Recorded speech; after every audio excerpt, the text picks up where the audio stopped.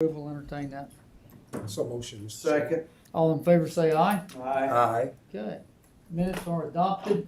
Item number 1, new business. Authorization to enter into a contract with J.P. Morgan Chase. Ms. Standridge. Good afternoon, council. Good afternoon. This item, just a little bit of background. Currently, J.P. Morgan Chase sponsors and manages our purchase card program for any cards, credit cards that we have out in operations and our travel cards. They're all done through J.P. Morgan Chase. What we are coming here today is to augment that contract with J.P. Morgan Chase to also allow for virtual card access payments to our vendors. As of right now, the accounting and finance department cuts every single check basically to every vendor that we pay. And as of today, we still do a majority of those payments through paper checks and snail mail. As you can imagine, in the 21st century, that is a little bit behind the times, and so we would like to be able to move a little bit into the virtual age. The virtual card program that is allowed through J.P. Morgan Chase, they have reviewed our vendor database, and they already have a few of the vendors that we work with already in their system that they will then, basically we will weekly upload a data transfer to them about who we want to pay and at what amounts. They will then contact the vendors and set up the direct payment through their own online banking system to those vendors. There is a fee that's associated with this, an extra fee. However, there's also a rebate program for higher usage of the program. And the rebates for what we already have figured out with our current vendor database will more than offset the fees. I'm willing to answer any questions. And I also have our Director of Accounting and Financial Reporting who does all of our payments. So what is to a answer any questions. virtual card and what are the security challenges this presents and how do you deal with them? So a virtual card basically is just how it's basically like a PIN number style system that will then match up our bank account with J.P. Morgan with the vendor. It's a 3-step process. So we will upload weekly a vendor invoice data listing that will say we want to pay vendor X this amount of money. It goes to J.P. Morgan Chase. They will use that vendor data to then contact vendor X and to say we have a data transfer in the amount of whatever amount we tell them we want to pay, and that they can then transfer the money seamlessly from our bank account through J.P. Morgan Chase to the vendor's bank account. As far as security goes, clearly, J.P. Morgan Chase is a very internationally known organization. They already have access to a lot of our database.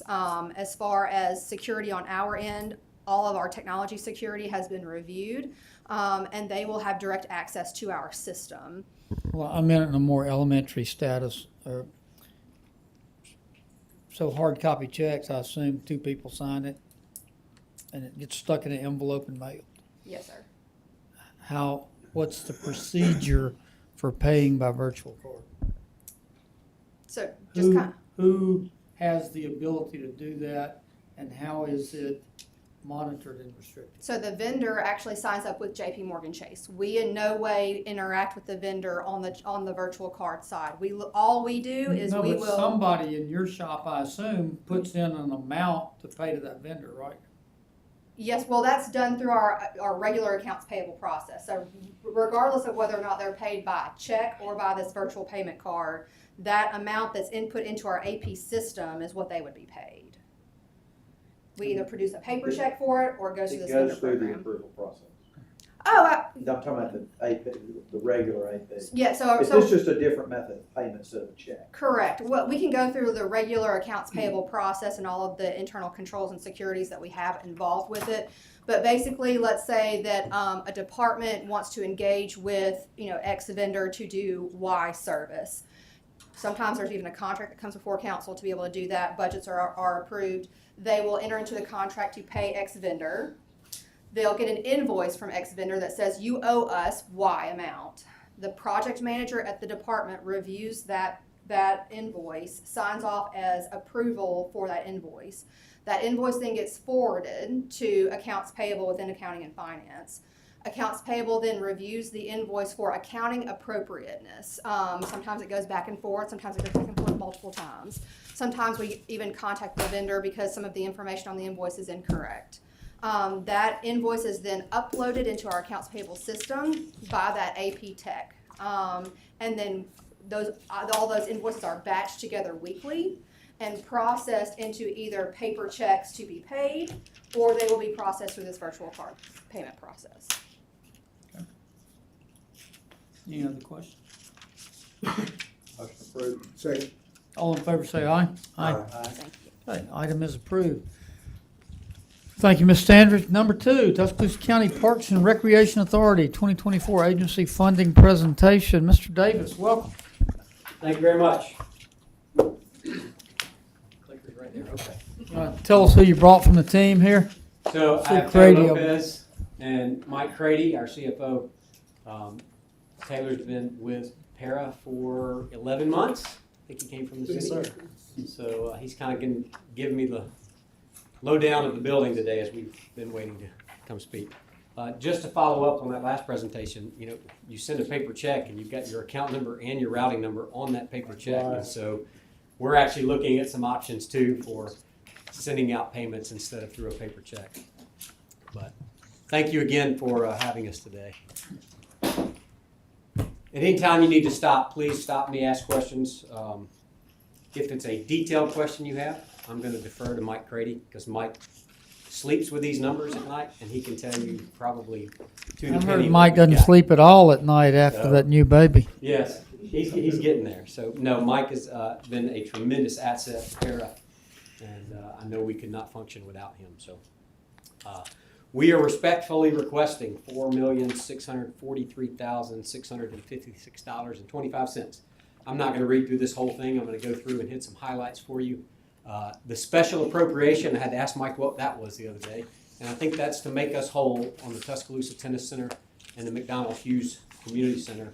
Last year, I believe it was $153,000, and so we've dropped it to $118,000 because we have brought in a little bit more revenue on those two facilities.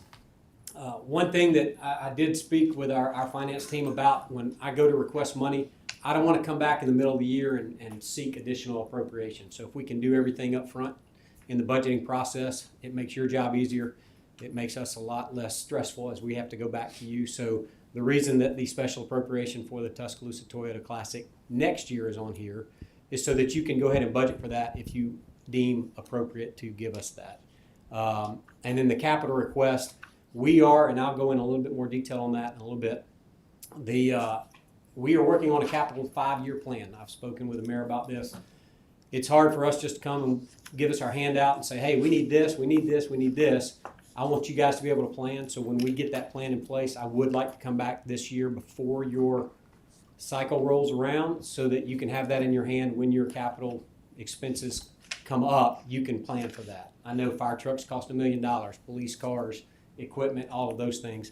We've got 2 major ones on here now for roof replacements for a 25 and a 26-year-old roof. So I know you need time to plan and think about how you can appropriate that.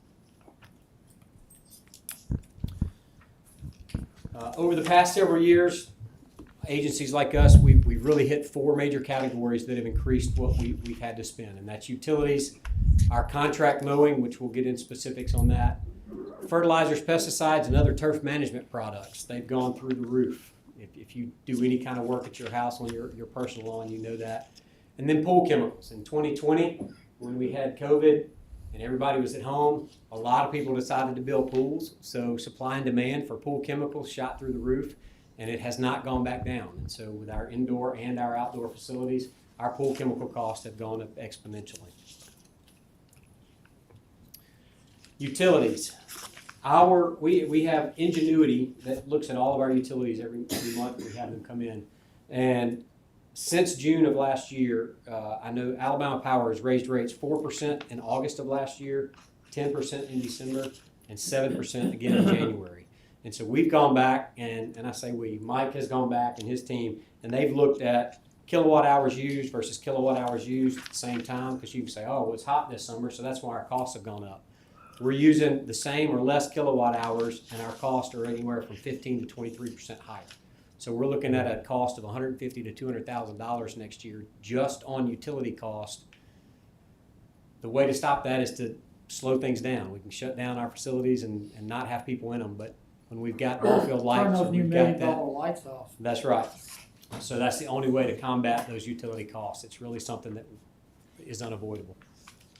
One thing that we do believe we can change and work to make a difference is contract mowing. You can see fiscal year 23 bid result. We had a new bid. It was 71% higher than it was the previous year. My experience with Vestavia Hills, we were able to contract it out because we weren't paying insurance, we weren't paying longevity fee, we weren't doing any of that, and so it actually did cost less. The contractor could come in and save us costs. In the last year or so, we've seen a change in that contractors are raising their rates. I brought in somebody the other day just to have lunch with and give me an idea from Vestavia Hills. He was our contractor there. I said, look what we've got right now. And he said, Brian, I could send somebody over and we could probably beat these costs on the actual cutting, but it would cost him $500 a trip to get over here. Because he's got to put 4 guys in a truck. He's got to drive it an hour. He's got to pay them while they're doing all that. So that wouldn't be a help to us. And so as we look at that, these are the costs per park, per mow.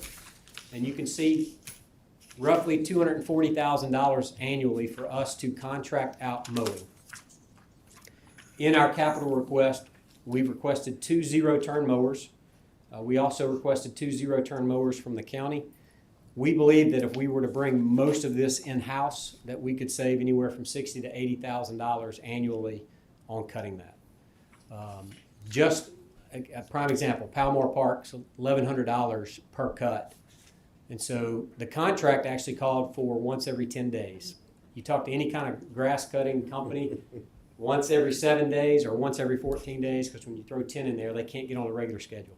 And so I asked our operations to contact them, and we went to every 7 days for the rest of this growing season, at least through the end of September. So again, it's cost us a little bit more money, but I think the complaints that we've had, I was embarrassed. I saw Snowhaven Park around the 4th of July, between rain, between every 10 days cuts, between how much growing we've had, it was knee deep. And so I was like, we got to get them out there. So we were actually sending guys to help supplement cut it and doing some things. But that's coming. We're going to try to change that. And if we were able to get those 4 mowers, we feel like we can save some money on our end to be able to cut it and have a more response if we get to a place where we've got rain and we were scheduled. Instead of having to wait 2 or 3 more days, we can go and cut it that next day. So it doesn't sit for another 2, 3, 4 days and continue to grow. So, yes. Yeah, I was just gonna say, how much are those mowers in? $18,000 a piece roughly on a bid list. So for 2, it would be about $36,000. I'm glad that you brought up the grass because in my district, I have at least 3 of those parks, and I want to thank you personally for what you've done to try to intervene in helping a particular group at one time. Let's say, for instance, in the 10-day period, somebody's renting the park, but it is not time for the cut. But when that person rents the park, Right. the grass is up, but it's being rented at the 5th day, and the grass has probably come up. What assurance does the person that's renting the particular park have as it relates to, getting the grass cut or what have you? How should they? Currently, we would have to call the contractor and check his availability to make sure he gets out there. And again, that's what we'd like to change so that we can be more responsive. If we notice, oh my goodness, we've got a large event and it's been 5 days, we need to go ahead and cut it this Friday afternoon before this event tomorrow. And we can adjust our schedules a whole lot easier than we can say, hey, Mr. Contractor, we need you to come out here, change your schedule, drop what you're doing and come see us. So that would be one way that I'd like to be able to combat that. Okay. Thank you. Go ahead, Mike.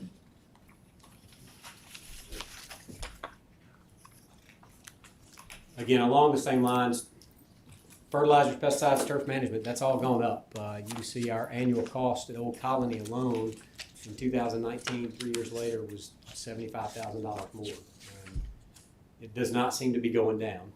Those types of commodities are continuing to rise. Athletic field maintenance, again, you talk about paint for our fields, and I'll show you something else we've had in our capital ask about a potential robotic painter, which would be a big cost savings to us personnel-wise, because right now, I know the mayor's been out there and having soccer fields, flag football, regular football, potential baseball field lines. It's tough to try to paint all those at one time, and then the next week you got to do it again. You get that robotic painter out there, and we're hopeful we'll save some costs. So I'll get into that in a few minutes. And I touched base on our pool chemicals. Liquid chlorine, the last paragraph there, you can see in 2021 was $2.15 a gallon. It's been as much as $4.20 a gallon. So it's gone up $30,000.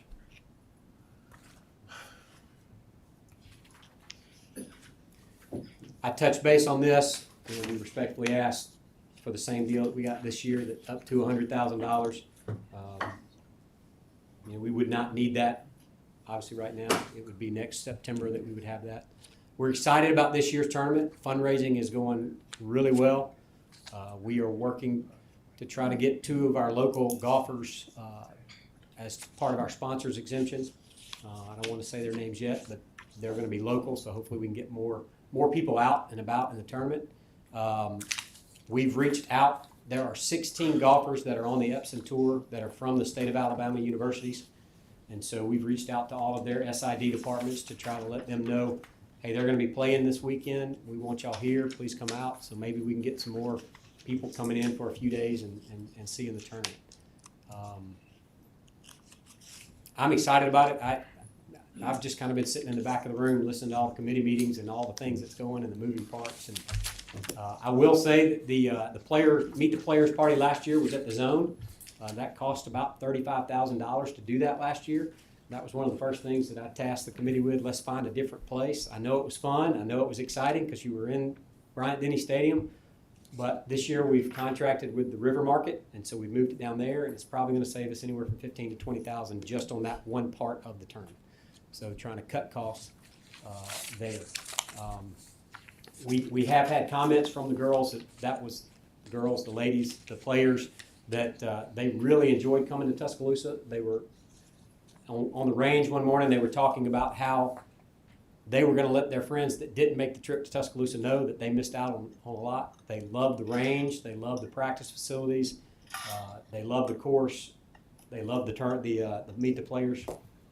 One of the things that Mike Shivitz was talking about, excuse me, they do a clinic, and last year he gave them the older kids to do the clinic. He's going to give them the younger kids this year to make them work a little bit harder. So we might get a little different attitude from them when they're out there that day.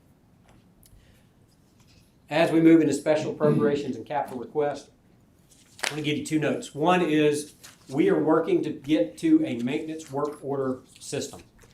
Currently, if we have an internal maintenance issue, somebody from park operations comes downtown to our main office, and whether it's electrical, there's a leak, or HVAC issue, we don't have a hard cost of what it costs them to come down, spend time, work on it. At the end of the day, we can come back and look, okay, we had to buy $270 worth of plumbing parts.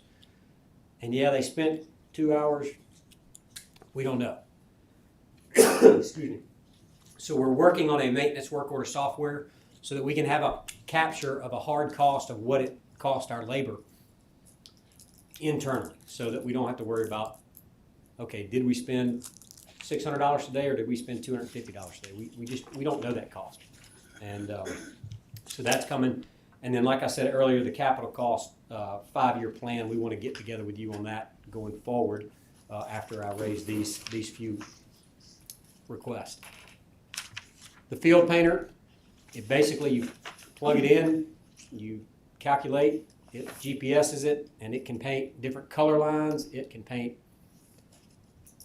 multiple fields at one time, and we can have one person doing that instead of 3 or 4 people pulling strings and moving things and doing all that, we feel like it would save us money on labor costs so that they can be doing other things to make the parks better.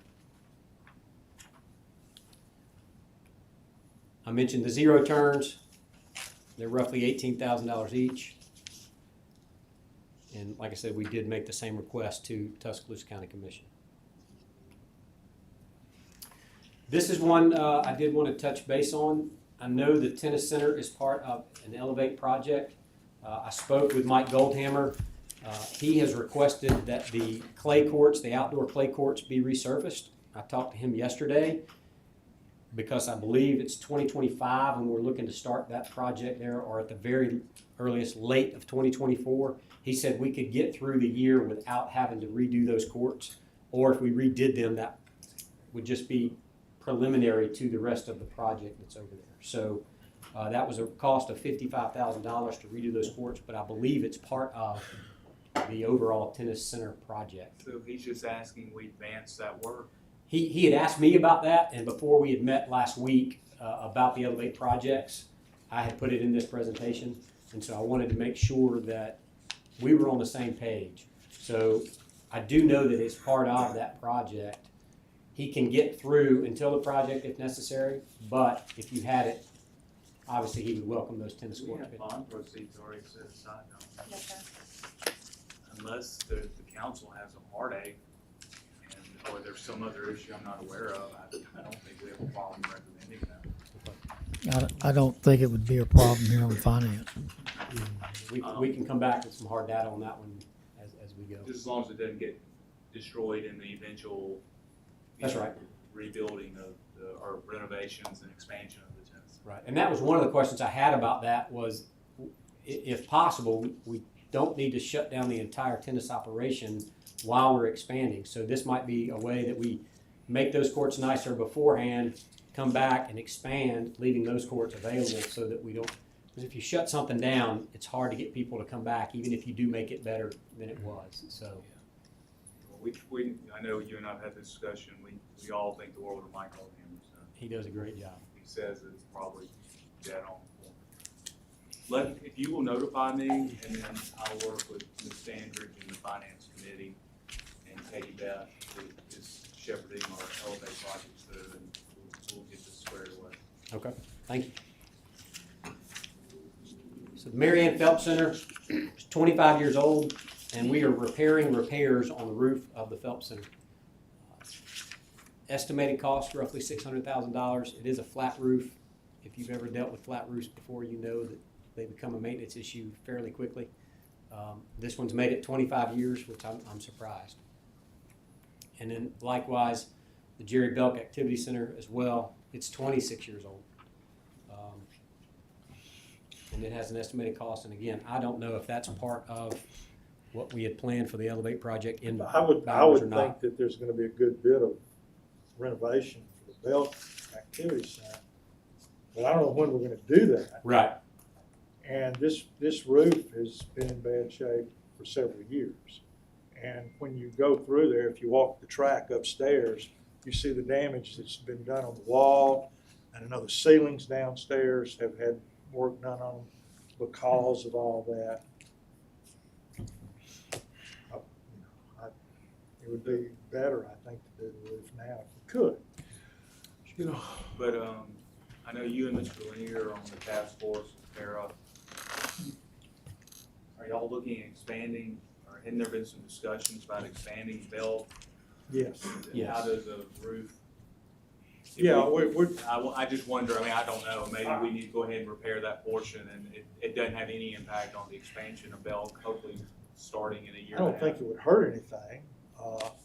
It's just, the question would be whether or not we can wait. And honestly, I don't have an answer for that, to be honest. It would be nice to wait, but I don't know. It's in bad shape. It is. I would say that, I mean, you look at it, but at the same time, I think the Phelps, we've gotten to the point where we're literally repairing repairs on it. And so Yeah, I don't I know what understand. else we can do there. And there's been repairs on the Belk Center. Right. I know that. I know what they're doing.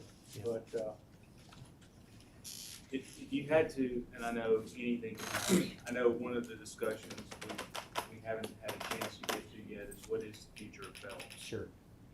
How long do we have on that roof? Because I think we have roughly 5 million slotted and elevate in some future distance to do something at Phelps. But I don't think there's really been any. I know at some point we need to begin focusing on that discussion as we've done with other facilities in the para portfolio.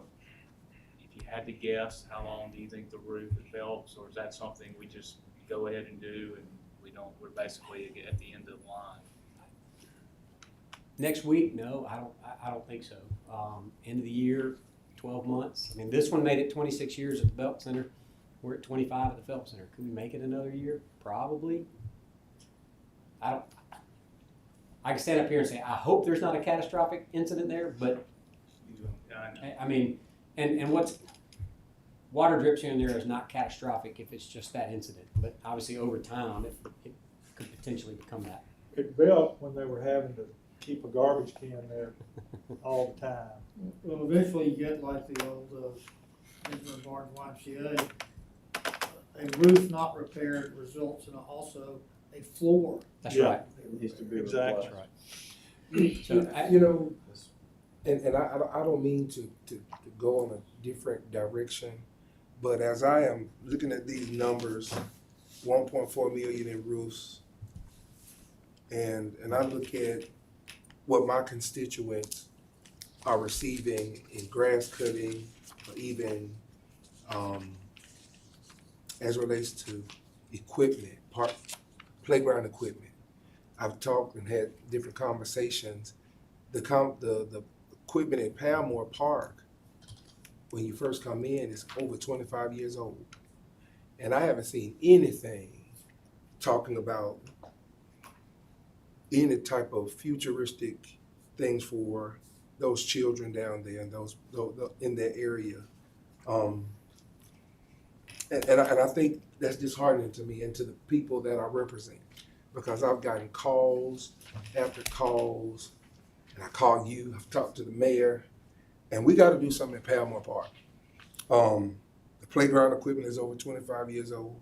They were painting, shifting up on the bathrooms. Going on Freeman Park, we need lighting in that area. Looking at Maria Odom Park, baseball fields need to be reworked. I want to see something happening in those parks. And I'm grateful and thankful for all of that's being presented today. But I think that the people, and when I looked, I added up Ravens districts, mowing grass, and my mowing grass, that comes to less than $5,000. So the investment of the monies that we give to para supersede way a bunch above what is coming to districts 1 and 2. And we got to fix that.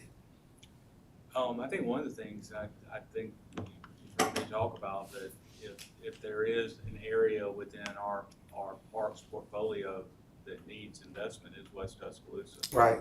I think Ms. Howard has showed us all how to do it. McDonald Hughes, Carlton Park, Benjamin Barnes, and I want you to know we feel the same on these other parks that need help, Palmore in particular.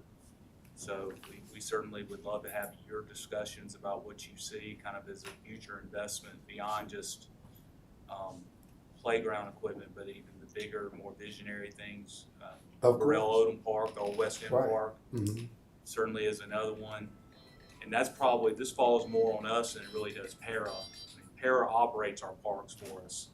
It's really our jobs to make the investments that are necessary. So I'd love to have those discussions with you. Because Palmore Park, I think the last major investment we made there was the skateboarding and the Harrison Right. Taylor splash pad. It was Right. probably the last major investment at Palmore off the top of my head. Mm-hmm. Love to have those discussions with you. Ms. Howard has, Well, you and I have had discussions, Mr. Mayor, and I need specifics. Yeah, we have I had need discussions. exactly what you're And, thinking about, and then we will work that through the Elevate portfolio. I'd love to have that about what you think it needs. Sit down with parents, sit down, see what they think it needs for the next iteration. because I think that's very important, and it is a key, because the people, when I get emails and I get text messages of people saying, we drive over to these other parks and we see what's being invested. And then they look at the investment within West Tuscaloosa. Then you point them right to Western And Riverwalk, the then- largest, and then I park do tell them investment about in- that. in the history of the city. But perception is reality for some True. people. And so the perception that some people have is that Palmore Park is a certain groups parks, and seeing the least investment over there makes many of the constituents feel that they're not getting proper representation or proper advocacy. I think- And so, and I'm advocating for No, you them should. as it relates to when I'm looking at these numbers right here. I want the citizens of my district and those who utilize that park to know that we're making every stride and every type of determination to advocate for quality equipment, leveled grass, so that the people can have a great quality of life in West Tuscaloosa. With Palmore Park, if we could get the county involved, normally Palmore, Sokol, and Bowers have all been shared with the county, very good Yeah. partnerships. Yeah. On West End Park, I think that's probably something where, me, you, and probably Brian need to sit down and talk Yeah. about, because that's not a very large, well, not West Road Park, it's Railroad. not a very large park, but it could be something very similar to what we've done or about to do at Carlton Park. It could be some good possibilities, especially creating a link to the Western Riverwalk because that's not very far from the Western River. So, Sorry, Mr. no, I appreciate it, and I think maybe setting up a discussion item on projects after the pre-committee meeting work would be done. Let's, if we could, though, want to let Mr. Davis get on through because we've got 3 more coming here. Thank you for your All right. continued. Oh, I That's it. had you until the last hour. I had already looked at it. Okay. Thanks, But gentlemen. we will, Mr. Busby. No, and I appreciate you think- bringing up the concern. Yes, it is a great concern of the community, and with all of the expansions and things that will be happening in my district, we want to have good quality parks. All right. Any other questions? I do have one. Yes, ma'am. I recently found out, I think all of our high schools have a golf team. And I was surprised to find out how expensive that sport is. So, at the Old Colony, do they give any accommodations or like for the high school students? Cause I think they said that they have to go out there for a tournament, like maybe once a year, is that correct? So we have, I think, 7 high schools play golf at Old Colony. I actually had a meeting this morning with Shelton State. They just brought golf back on last year, so they're asking to come be a partner out there as well. I don't know the details of what we require them to pay. I do know, though, that we work with them so that if we can have a work day with, whether it's their team or their coaches or their families coming out, and that's a big deal at Old Colony.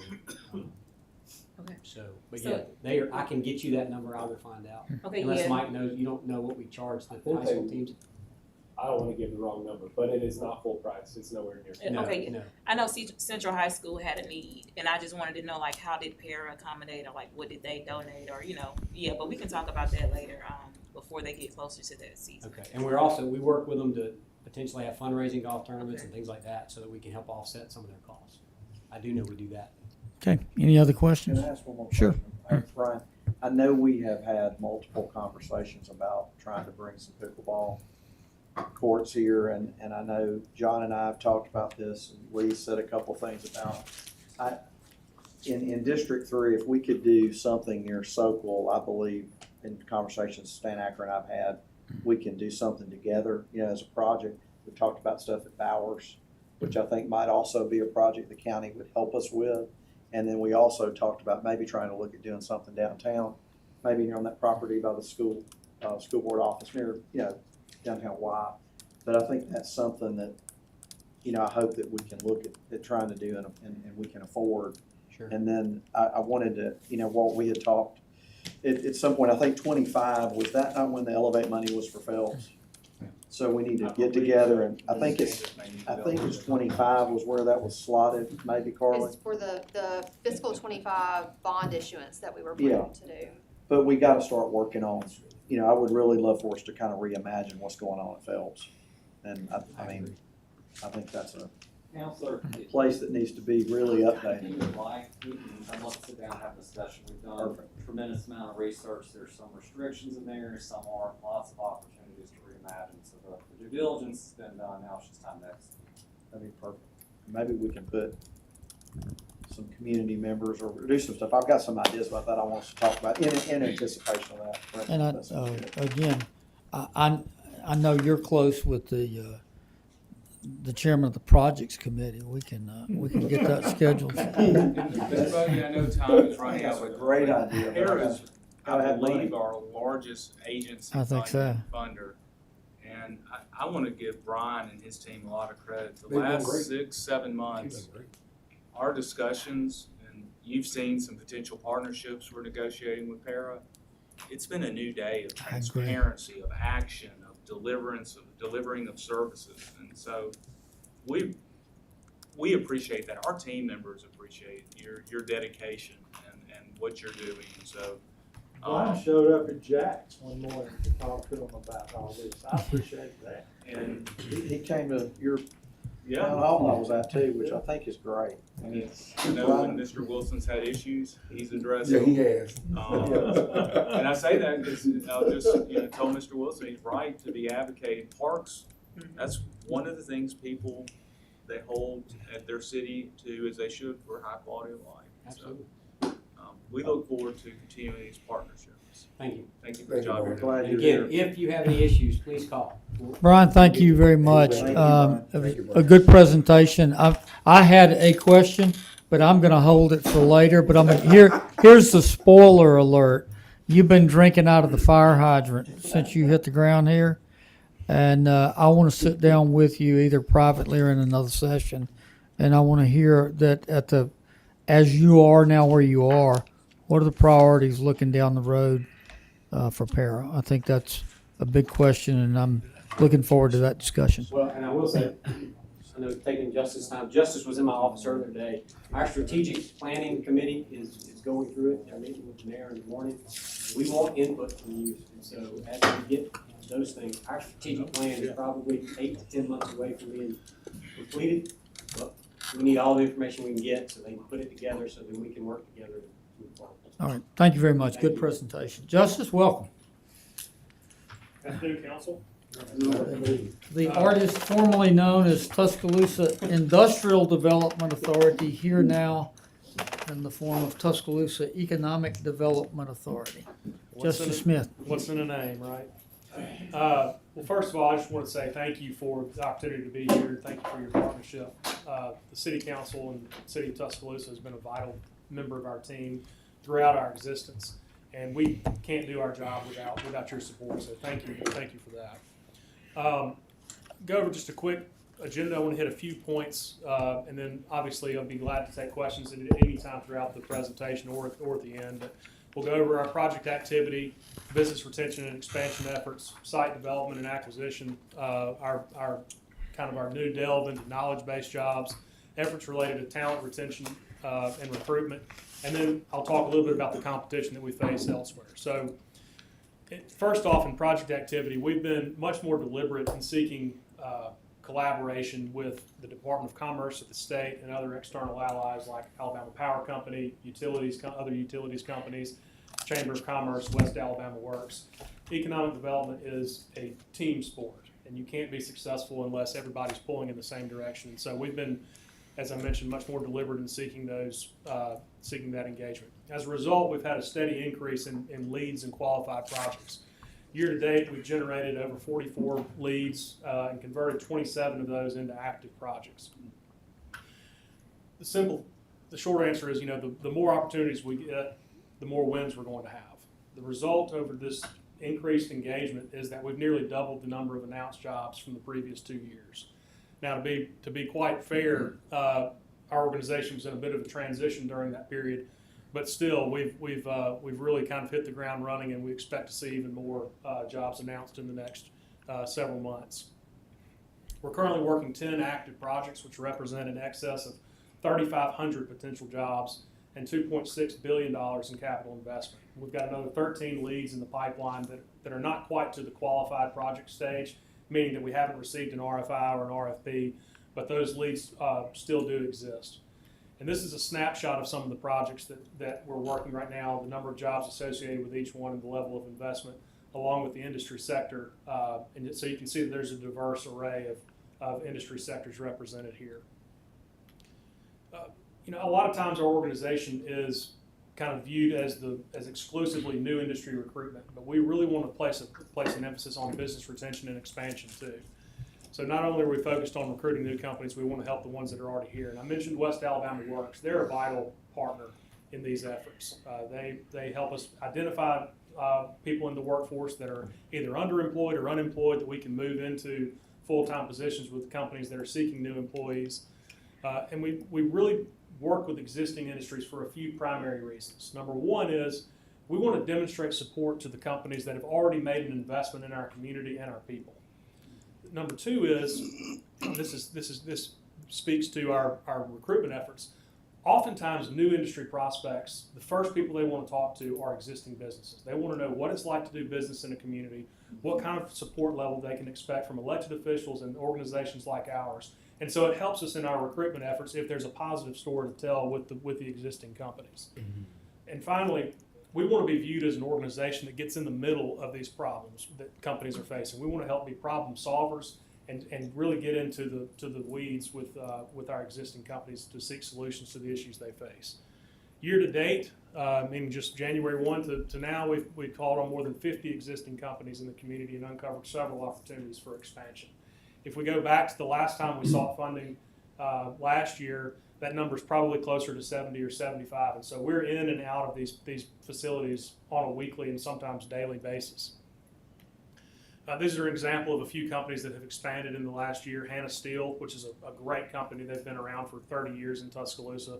Watco and Alabama Southern Rail. You're very well aware of the rail yard that they're putting in place and the jobs that are associated with that. And also Buffalo Rock with their relocation. They sold their facility in Northport, and they're going to be moving into a new facility that they will construct near the airport. Site development and acquisition. Not unlike other communities across the state and really across the country, Tuscaloosa has kind of been a victim of its own success, so to speak. I mean, we are very limited in the number of industrial properties that we have. So we're always evaluating our existing sites that are under our control to improve and enhance them to make them more marketable to industrial prospects. For example, one of the things that we did just this year was we secured $2 million in Growing Alabama tax credits for rail infrastructure enhancements at the Airport Industrial Park. That rail spur will be under construction shortly, but we've already procured that money through the Growing Alabama tax credit, which, if you're unfamiliar with that, it's a very innovative way for companies and individuals with state income tax liabilities, financial institution excise tax liabilities, state public utility licensing taxes, and others to offset their tax liability by contributing to a qualifying project through a local economic development organization. And so $2 million is basically just free infrastructure for us that we were able to secure through that program. We're very, very proud of that. And we actually have a prospect that is looking at the site that's going to be, that could be, if they locate here, a significant rail user. So hopefully that will help sweeten that deal. But we're always looking for new property to develop, which can be a challenge, particularly in areas like Tuscaloosa where we have issues with coal mines and methane wells and flooding with, in proximity to the river. There's also, difficulties every now and then from working, trying to secure property from, private landowners. Oftentimes it's for a hunting club or a farm or some kind of other purpose. And so we're always looking to make our case as to how securing new additional property, at least getting an option on it, will help grow the community, help us thrive and prosper in the future. We're also in the process of completing an intergovernmental transfer of about 112 acres from the Department of Mental Health. They own that property that's adjacent to existing property under our control at the airport park. And so having that additional 112 plus acres would make our site nearly double the size that it is today. It's about 150 acres right now, so this would add to that. And that's one thing that we're really short on is large contiguous acreage. Knowledge-based jobs. Now, we are very interested, of course, in doing the things that we've always done. Industrial, manufacturing, securing those types of jobs. But we know we also need to adapt to a rapidly changing economy. And so while manufacturing has historically driven our economic growth, along with investments from the university and others, we recognize the need for economic diversity. Disruption can be a scary word. There are a lot of things that can really upend your activities, but disruption can also create opportunities that we want to be a part of. Right now, the state's focusing on artificial intelligence and machine learning. I'm sure you've seen all of that in the news. AI is something that I would liken to dynamite. I mean, in the right hands, it can be very, very useful and productive. There's also a danger with it too, so we want to be very mindful about the things that we do with AI and machine learning. Cloud computing, alternative energy. You probably saw the list of half a dozen or so alternative energy projects that we have from the snapshot slide that I showed. Having a plan for clean energy is something that's becoming more and more attractive for particularly international companies, European companies specifically. That's part of their culture. That's something that even the United States is trending toward now in the Biden administration. So having a plan for alternative energy is very, very helpful. Robotics, improving productivity at major manufacturing plants, and of course, cybersecurity. Now, we're really fortunate as a community to have a number of assets that make us an attractive destination for new investment and jobs. The University of Alabama specifically, and the federal agencies associated on that campus, NOAA, USGS, made substantial investments. The hydrologic instrumentation facility is about a 100,000 square foot facility, a $90 million investment. The High Performance Computing Center was another $100 million investment from the state and federal government. And then the Cooperative Institute for Research on Hydrology Operations is another $360 million investment over the course of 5 years. Not to mention about 10 or 12 years ago, the National Water Center located on campus. And so all of these things that are in Tuscaloosa are things that we think can lure high-tech, high-paying jobs to Tuscaloosa. There's a new program that is very similar to the Growing Alabama credit that I mentioned earlier, but this is designed specifically for tech companies, high-tech accelerators, and also companies that are led by people from historically disadvantaged populations. There's money available through the state, through tax credits, that can help fund these types of initiatives. And for every $23,000 or so that's invested in a high-tech company, one job is created. But there's also a multiplier effect that for every one job in high-tech, 5 additional jobs are created. So the plan that we have for this, and I've briefed you before on this program, is that we think that we can create 165 jobs in year one with a $12.5 million economic impact. The multiplier effect on the jobs brings that job total to 825 jobs, and over a 3-year period, the economic impact is closer to $90 million. And so we're really excited about our new foray into knowledge-based jobs. Talent, recruitment, and retention. This is something that's on everybody's lips, whether you're in a high-tech sector or whether you're working on an assembly line. Having the people to make your products is critical. And so we've been working very closely through the Governor's Retain Alabama Talent Initiative and the Economic Development Partnership of Alabama to look at data that's been compiled from universities and colleges throughout the state and determine what are the barriers to retaining talent.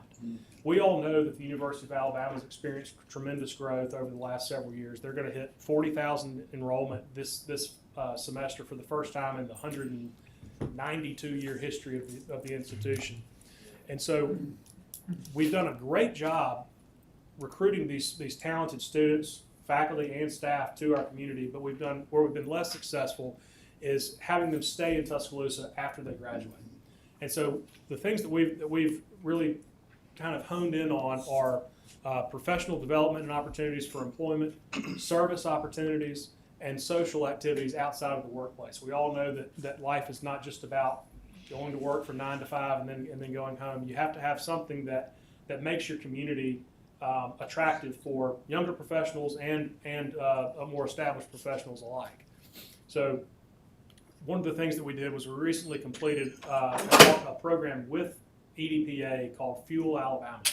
Ours was Fuel Tuscaloosa. This was an 8-week summer program in which we partnered with the city of Tuscaloosa, Northport, the Chamber of Commerce, Visit Tuscaloosa, and others to develop a program curriculum.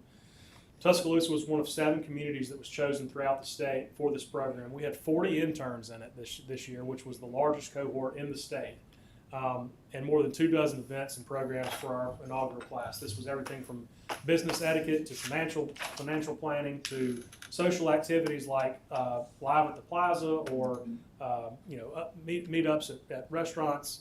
So that was a very, very successful program. I was at EDPA this morning for another meeting, and they were singing the community's praises. So this is another example of the collaboration and partnership that we've been seeking to achieve. We're already beginning planning for next year.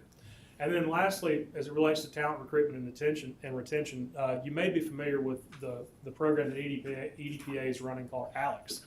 This is short for the Alabama Experience. And this is it's an interactive experience for individuals to determine what their capabilities are, what their aptitudes are based on their personal background, their educational attainment levels, and also just their interests. And so it's a 3x3 matrix where you have, let's say for example, the options are advanced manufacturing, healthcare, and chemistry. Well, you pick whichever one you think is most interesting, then 3 more options come in. Well, you like to work, let's say you pick advanced manufacturing, you like automotive or aerospace or something else. And then at the end of the program, it tells you what you're most capable of doing. Wow. And it tells you the jobs that are associated in your area and how much those jobs pay. And what else it does is can connect you to HR representatives at that particular company, and then it compares what you would have to earn in other communities to have the same quality of life as you would in Tuscaloosa. So for example, if you said, I'm interested in living in Tuscaloosa or I'm interested in living in Austin, Texas. Well, the program will say, did you know that you would have to earn $80,000 a year more to have the same quality of life in Tuscaloosa as you would in Austin? So it's a great recruitment tool too. EDPA has a mobile unit that they're taking around the state and in neighboring states, quite frankly, to recruit. And then the vision is that this will be something that has permanent fixtures throughout Alabama in years to come. I saw Brant and Audrey in here earlier from the Savings Center. I think this would be a fantastic place, the Savings Center, to have something like ALEX. I agree. So the last thing I want to say is that our competition is pretty fierce. The sites that remain, not just in Tuscaloosa County, but all throughout the state and all throughout the country, have been largely picked over by prospects that have already made their decision for new locations. So site readiness is of the highest priority. You need to have a single owner. You don't want to deal with multiple owners. You need to have all of your due diligence completed. That includes phase 1 and office surveys, wetlands mitigations. You're trying to remove any uncertainty and risk for your prospects. And this is basically just your ticket to entry. This is just to get in the game. Other things that we're doing is focusing more on labor participation rather than the unemployment rate. The unemployment rate is useful for us to have, but it's really more interesting for companies to be able to evaluate their location decisions based on labor participation. So again, going back to the spirit of collaboration, we're working with the Chamber of Commerce and West Alabama Works and others to try to alleviate barriers in labor participation related to child care and transportation, housing and education. Quality of life is ultimately what we're after. I'm very pleased to see Brian coming on board with PARA. I think that they can make a real difference in the trajectory of that organization. And I think that there's frankly been some underutilized assets in our community that can contribute to our quality of life. Professionals and college graduates and others are not really picking between states any longer. They're not saying I want to live in Alabama or I want to live in Tennessee or Texas. They're saying I want to live in Tuscaloosa or Huntsville or Nashville. And so anything that we can do to make our community a more attractive place and destination is things that we want, something that we would like to do. Another thing that we're seeing throughout the country is that local communities are providing incentives for individuals, much like we will sometimes provide tax abatements or other incentives for large companies to locate in the community. Some cities are looking at what are the skill sets that we need and what are the ones that we don't have, and how can we get more of those? Those can be software engineers, they can be welders, they can be anything that you're lacking. And cities and communities are more increasingly becoming more willing to provide incentives to individuals and families. Now, the return on a 20 or 40-year career for an individual in exchange for a $5,000 or $10,000 credit or even cash is tremendous. I'm not saying that that's something that we need to be actively doing right now, but it is something that I wanted you to have on your radar, that communities like South Bend, Indiana, and Lubbock, Texas, and West Lafayette and Stillwater, Oklahoma, those are something that, things that they are all doing and have had some pretty noticeable success. We're also seeing stronger competition from outside of the Southeast. In the mid to late 90s and early 2000s, the Southeast United States was the king of economic development because we were willing to make deals that other states weren't willing to do. That's no longer the case. We know that we have a product that we can sell. We know that we have the workforce that can support industry. But these other states, particularly these four that I've listed here, are beginning to go back to that early model that Alabama used, where they're buying projects. In fact, in Indiana, there was a major water user that they were trying to recruit, and they built a 100-mile pipeline so that they can get water from one of the Great Lakes to the industrial site. That is insane. We would never do something like that in Alabama, but that's just the level of competition that we're facing.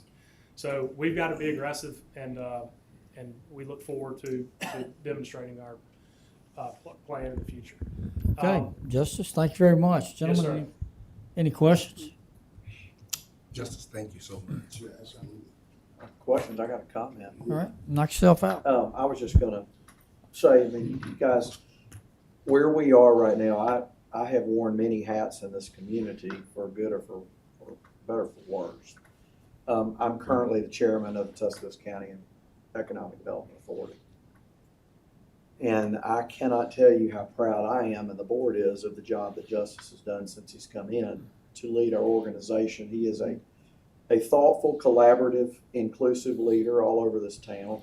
He realizes that I think our best days are ahead of us, not behind us. And I think anything that we can do to keep our college students from the University of Alabama, from Stillman, from Shelton, and this community with good opportunities is what we all should be about. And I think the things that we're doing, especially supporting our base that's built this community, we want to never forget the people that brought us to the dance.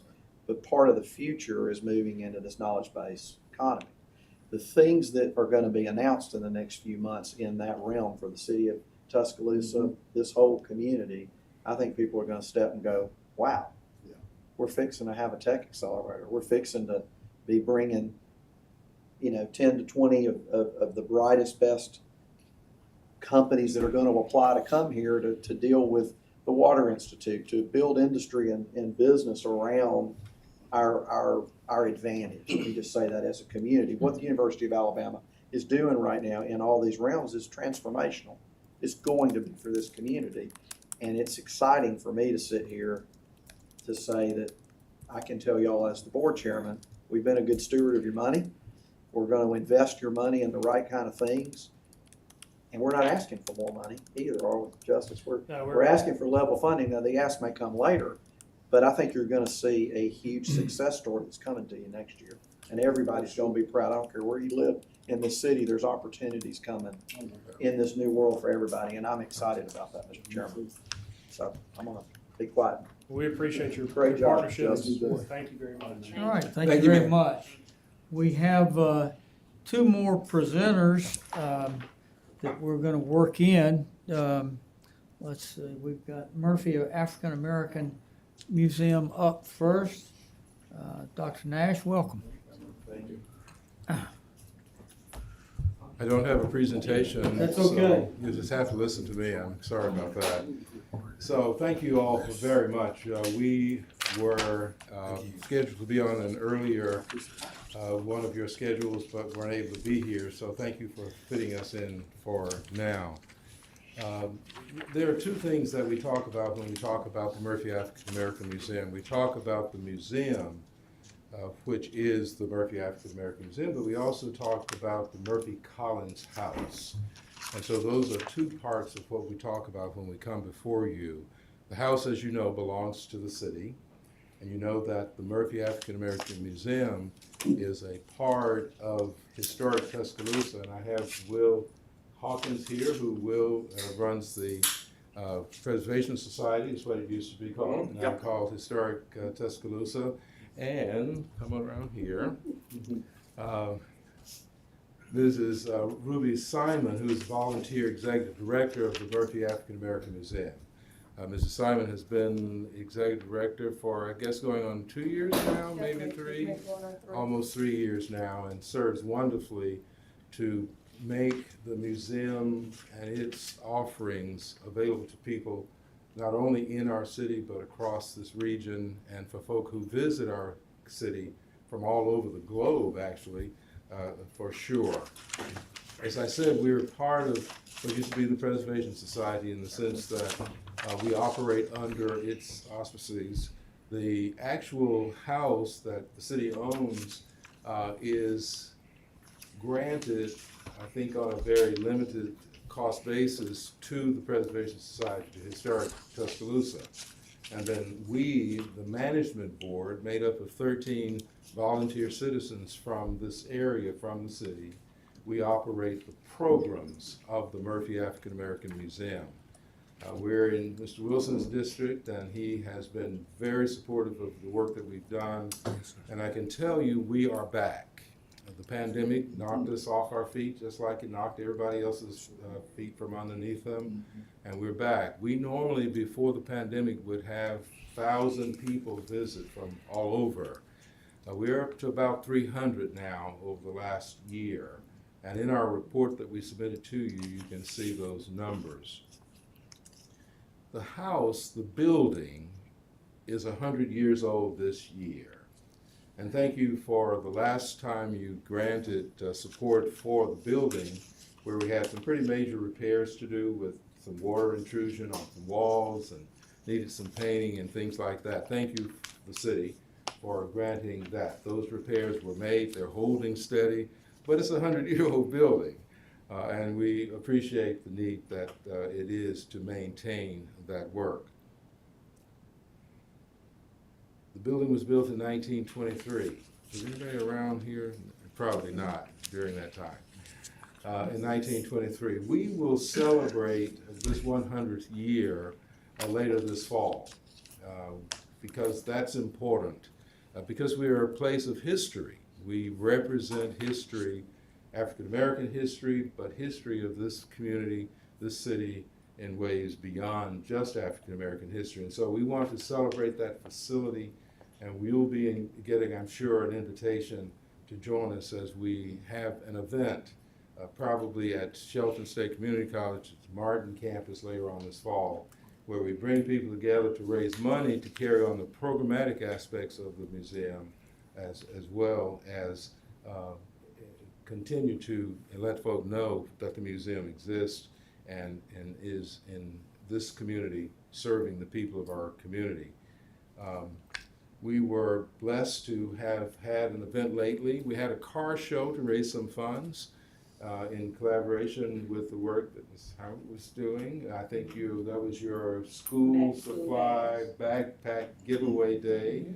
And so we had lots of young folk running around, lots of children and families. I hope it worked out for you guys. It worked out for us guys, yes. We might need to collaborate again soon. Yes, absolutely.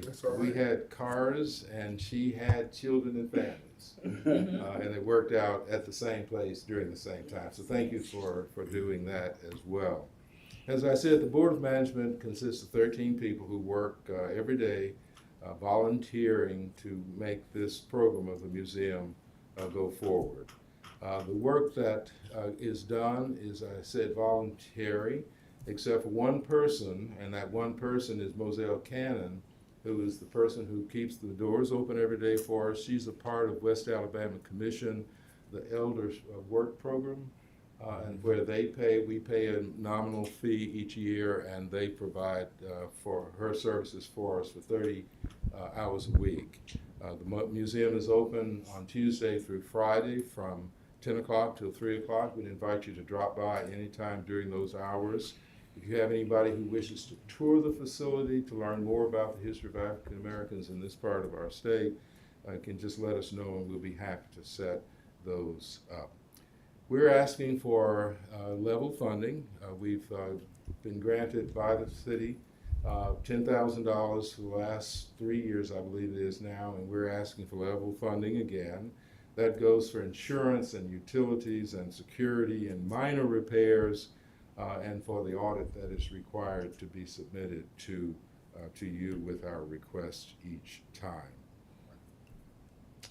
We're making a request of a small amount of money, but for a really important outcome, and that is to spread the history of African American people and contributions that we make across this community. Let's see. I think that's all I have to say. Will is here. He'll answer any questions that might relate to the historic Tuscaloosa, and Mrs. Simon will answer any questions that might have to do with program aspects. Truly appreciate y'all making it. Again, I'm sorry for the confusion on the work date that we had. One comment I'll make, and you may, if you're not already availing yourself of it, our summer jobs program, the city funds a program to pay interns that can cut your cost on maintaining operating hours. And that'll be a great, thank you, Mr. Busby. I think that'll be a great way of even teaching the history of the Murphy House to those young people, of having them to be interns as well. I think that'll be a great connection with the summer jobs program. Good. Okay. I would just like to make a quick comment, Ms. Simon. Yes.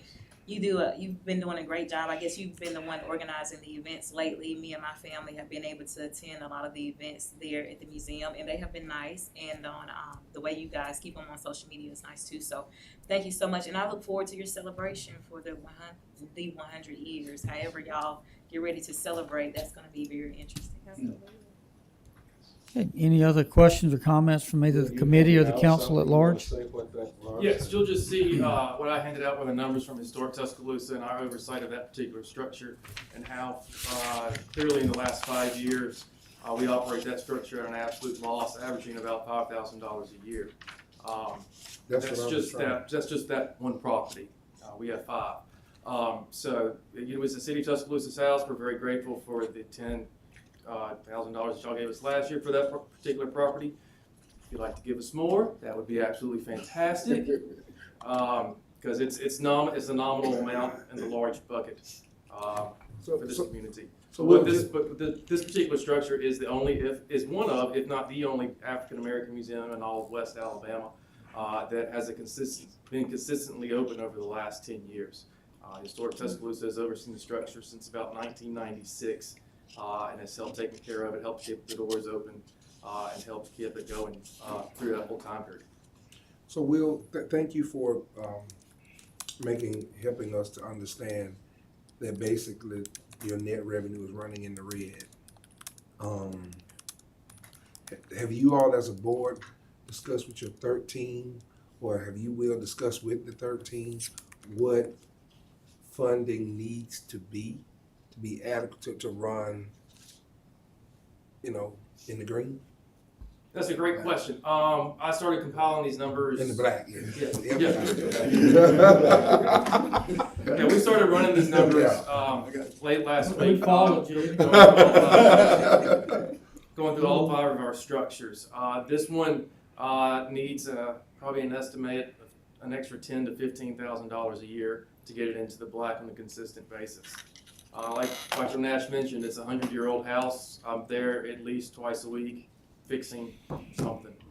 And I don't have a maintenance department. I am the maintenance department. So I look at the calendar before I leave at 6 o'clock, whatever time it is, and so am I wearing blue jeans and a t-shirt or a suit to work the next day, so. So the electricity went off on half the house on Friday. We got word from Ruby and Moselle that half the house was off. And so I contacted Will, and Will became our electrician on Sunday and fixed the electricity. A 100-year-old fuse is not the most exciting thing to make sure it's plugged in right. So let me emphasize, the house is really, that's why I started by saying there are two things that we're talking about. We're talking about the house, the Murphy Collins house, and that's what we're celebrating the 100th year anniversary of. Okay. The programs that we offer, I've been involved with the house and with the museum for about 22 or 23 years now. And the museum has been around for about 25 years all total. And so the programmatic aspects, things that we do to share the content of the house, the tours that we give, all of that's done by fundraising that the management board does. We don't use the funds that come from the city for programmatic things. We feel that's important that we raise those through community input.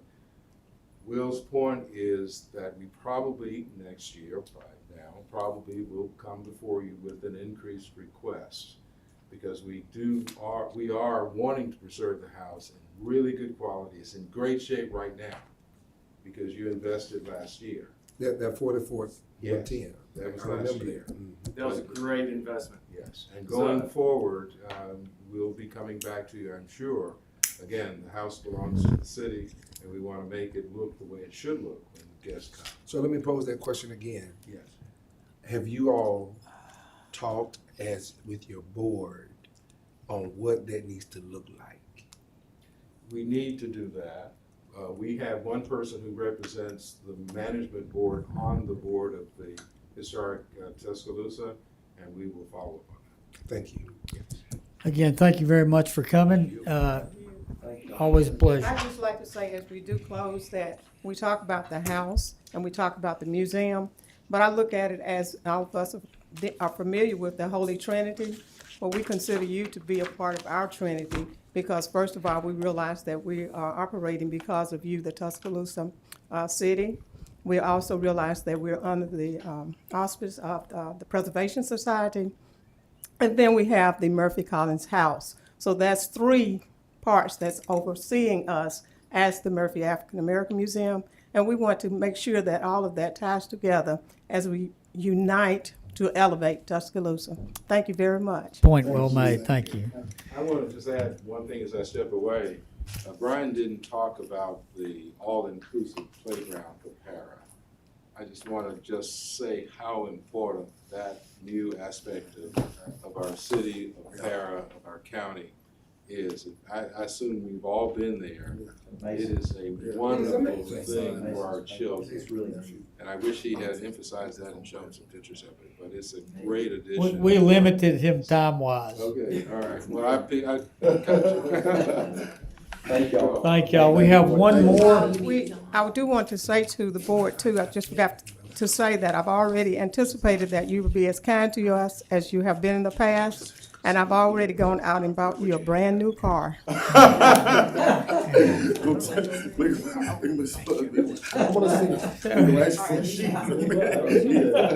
So we have one more presentation today before we wrap up the Finance Committee.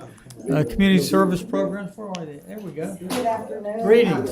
Welcome. Welcome. My presentation is very brief. Thank you so much for having me. You'll find that's amazingly effective. Oh, trust me, I hate meetings. Thank you for coming. Thank you for allowing me to be here. Thank you so much for considering our application for funding for the Glen project. It is a project for revitalization in West Tuscaloosa. Mrs. Burton had a community needs assessment, completed an impact survey actually through one of our funders, his Neighbor Works America, for revitalization in all of our counties. What stood out in this assessment was that the Glen and that area needed some major repairs. So we decided to focus our efforts on the Glens with the 15 homes beginning to be assessed in January of 2024. So our modest ask of half of the funding for the beginning of the project, which is $250,000. That's what our request is, to begin our assessment. Any questions?